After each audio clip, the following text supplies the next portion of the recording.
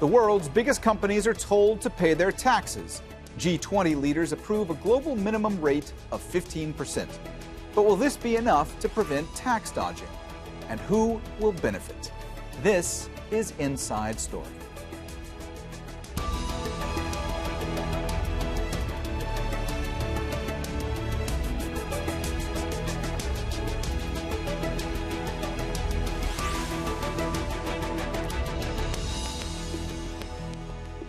Hello and welcome to the program. I'm Mohammed Jamjoom. Tax avoidance has long been a controversial practice in global business.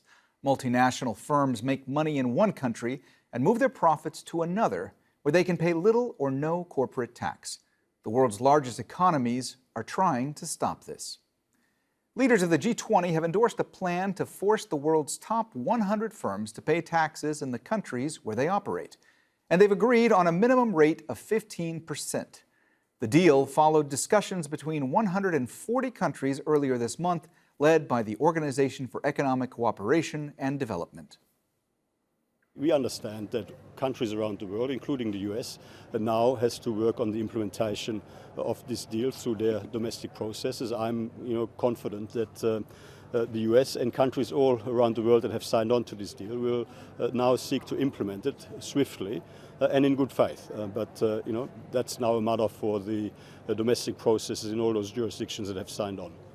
Ireland was one of the last countries to agree to the 15% corporate tax rate. Its low taxes encouraged firms like Google, Apple, and Facebook to set up their European headquarters there. But Kenya, Nigeria, Pakistan, and Sri Lanka rejected the agreement. Kenya said the plan makes it hard for its government to collect levies from multinational tech giants, while Nigeria says 15% is too low.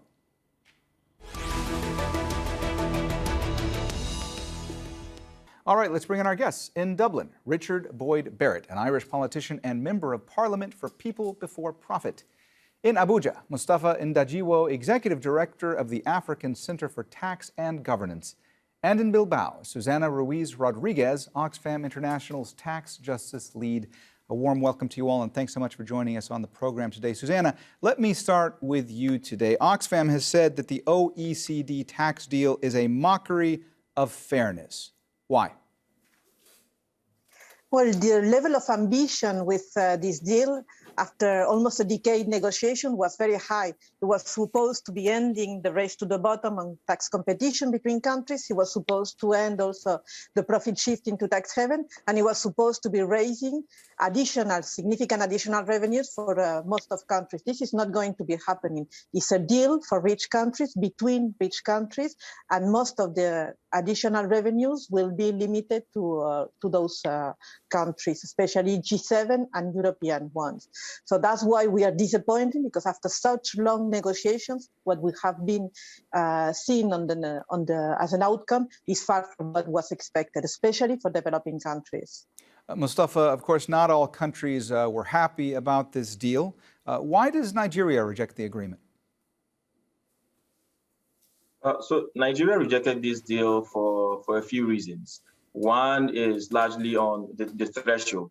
So as you know, the threshold requires that the multinational companies that under the scope of Pillar 1 have to, they have a global minimum, the global revenue of about 20 billion euros. And even beyond the global revenue of 20 billion euros, the profitability has to be as low as 10%. There's a further requirement that there has to be a local sales of about 1 million euros. And for this, Nigeria says that with this, about 100 companies only fall under this threshold, which means most of these companies won't operate in Nigeria, and Nigeria will not be able to get revenues. That is one. Secondly, there is the issue of dropping all the unilateral measures. For example, Nigeria is already working on the significant economic presence, which brings in all non-resident companies operating, including both digitalized and non-highly digitalized companies. So signing on to this deal with a reduced threshold scope means that Nigeria will be giving away a lot of revenues. And I think that the third thing under the Pillar 1 that is of concern to Nigeria is that there is a mandatory binding dispute resolution that has to be, because so if there's any dispute, Nigeria has to be done at the international level, not at the domestic level, and this sort of puts Nigeria at a disadvantage.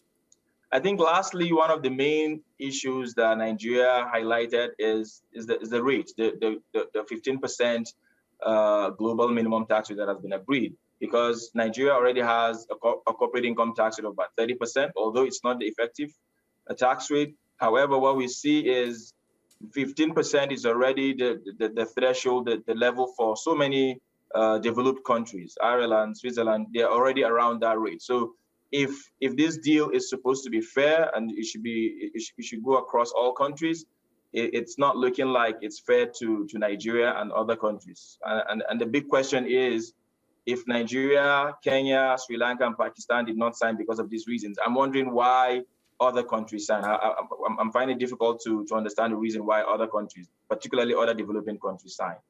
Richard, Ireland, of course, has tax rates that are so favorable. They attracted the likes of Apple and Google. How was the country finally convinced to come aboard with this plan? Because they were a holdout for a long time. Well, I think, yes, the Irish government now, I mean, we're a minority voice in saying this for a long time, but the Irish government and most of the Irish political establishment really played a central role in leading the race to the bottom globally in terms of reducing the amount of tax that these incredibly profitable companies paid. And they have stubbornly resisted any corporate tax reform and held out to the very last moment, even on the 15%, which would be an increase on the very, very low level of 12.5% that's currently charged in Ireland. But I mean, one of the points I'd make, and it bears out the skepticism of your other guests, is that 12.5%, which was already a pitifully low level of tax to impose on these companies, was never paid in Ireland. The actual rate was a fraction of that because of a whole range of loopholes, tax reliefs, allowances, the use of creative accounting by these companies through various subsidiaries. So I would be very, very skeptical that this deal is actually going to achieve any kind of increase in the actual effective rate of tax paid by these companies. And I would absolutely echo the anxieties that your other guests have articulated. And I think much of the motivation of some of the bigger other Western economies was not so much to deal with the terrible inequity that results from these companies paying little or no tax, but was more about particular countries being jealous of each other in terms of how much of the revenue they got. Susana, I saw you reacting quite a bit to what Richard was saying there. It looked like you wanted to jump in. I also wanted to ask you, from your perspective, what would the global minimum tax rate need to be for this to be an acceptable deal? Well, first, what Richard was saying, I agree, because everybody's looking at the 15%, which is already low. But in fact, the real effective tax rate will be much lower than that. And we'll see what Ireland is going to negotiate now when the implementation of this global deal will come to the European level. It's going to be tough, really, and especially on that. So what we were expecting is, if we really want to fight the race to the bottom, if we really want to ensure additional revenues, below 25%, it would be impossible as effective tax rate. That's what some experts like ICRIC, the International Commission for the Review of International Corporate Taxation, have been saying, with people like Professor Stiglitz, Professor Piketty. We need a higher rate, because that's the time for doing that. We've seen decades of tax competition between countries. We've seen decades of artificial profit shifting to tax haven, with companies paying close to zero. This is the time to have an effective tax rate that really is on the average to what citizens are paying on their income also. Mustapha, I just want to talk about some of the other concerns that you and other countries may have. I mean, is one of those worries that you would have these countries making rules that would impact other countries, say developing countries or poorer countries, in ways that the countries who are making these rules aren't taking into consideration? Yes, definitely. One is what I mentioned earlier, for example, the unilateral measures that are going to be put out if you sign on to this deal. Like I mentioned, Nigeria is already working on the significant economic presence rule, and they're trying to get that implemented. So they're already on their way to do that, and now comes this deal that says, abandon all this, but then we just give you a fraction of a potential revenue to tax. And then another issue is that for the global minimum tax rate.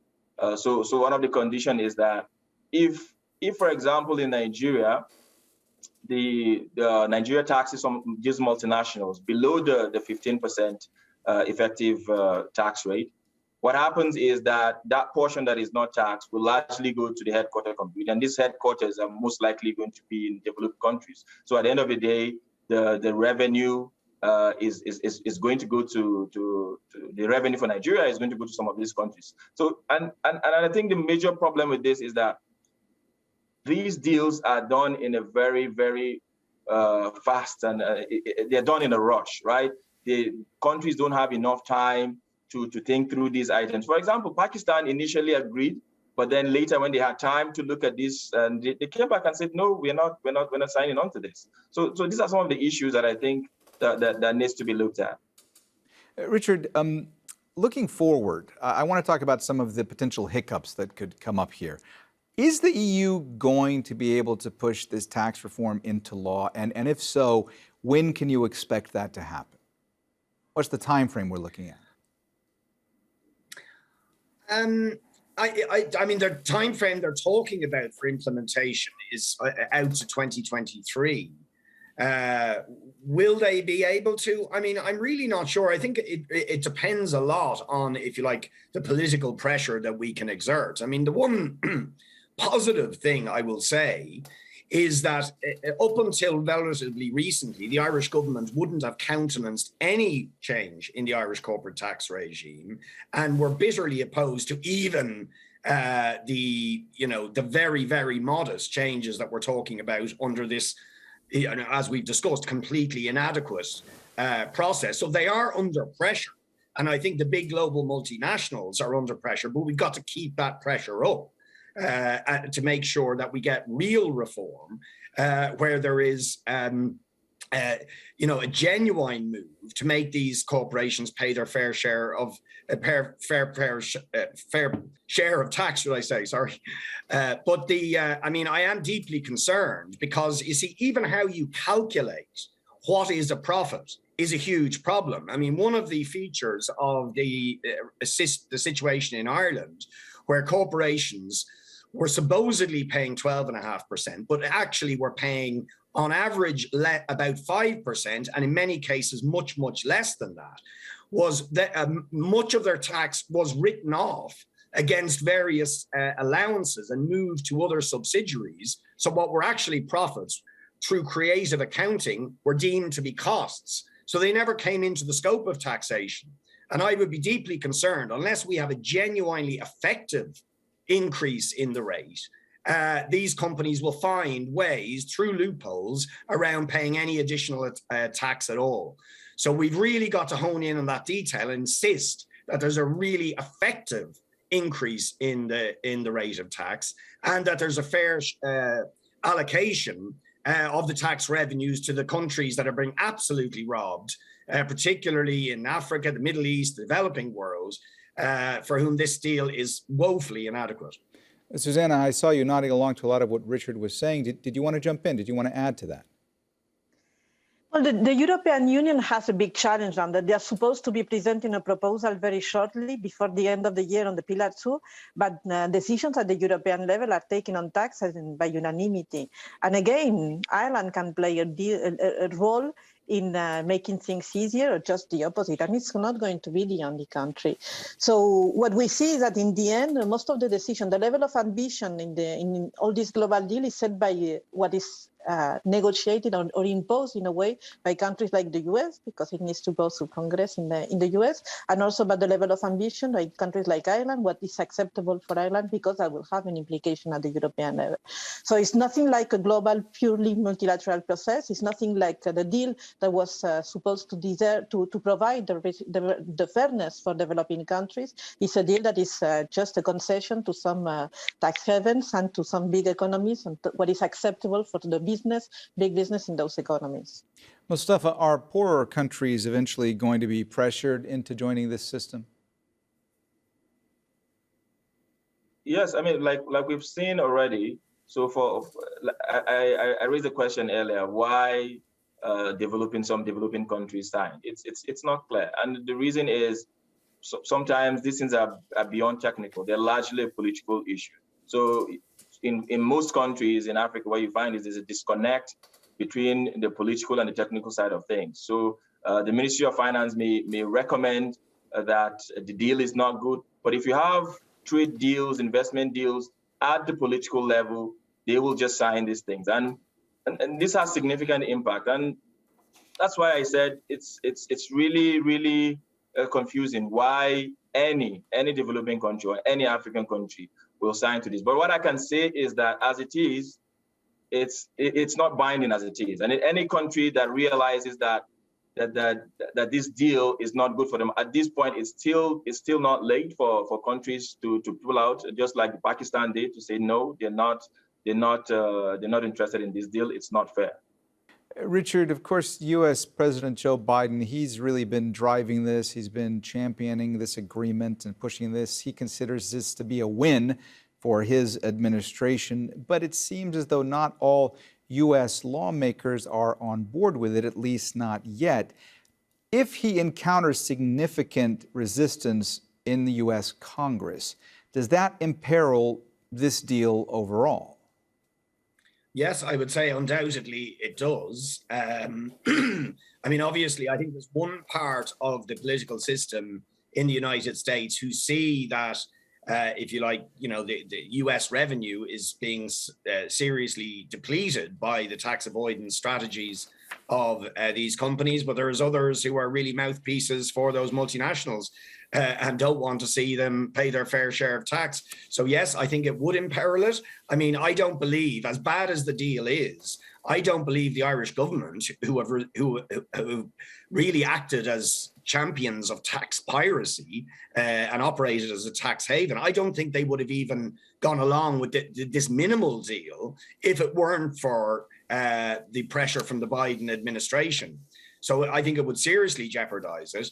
But as we've discussed, I mean, even if the deal is agreed, it's so minimal, it's very questionable what difference it would make. And I think we really, certainly what I'll be arguing here is that, yes, we should have a minimum effective rate, but it has to be a genuinely minimum effective rate, and it should be a lot higher than it currently is. I mean, it's an absolute scandal that the cleaning woman in Google in Dublin pays a higher proportion of her meager income in tax than the company she works for that is making billions and billions of euro in profits every year. I mean, it's an absolute scandal. At the very least, these corporations should be paying the same level of taxation that the ordinary worker has to pay on their much lesser income. Susana, everybody on the panel seems to be in agreement today that the deal doesn't go far enough. Let me ask you this.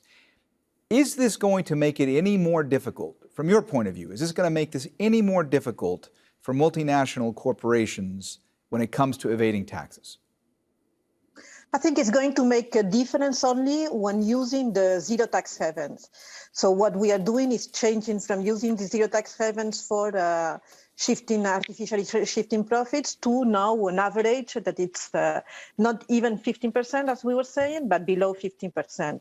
And that's a reality. We just made a concession to something that is well below. I mean, it's better than what we have, the status quo, but really far from the overhaul of the system that we were promised, and far from the opportunity we could be reaching after decades and decades and decades of tax competition and abuses of tax haven. And we've seen also another vague of tax leaks with the Pandora Papers. We think this is a reality and this is affecting everybody's life.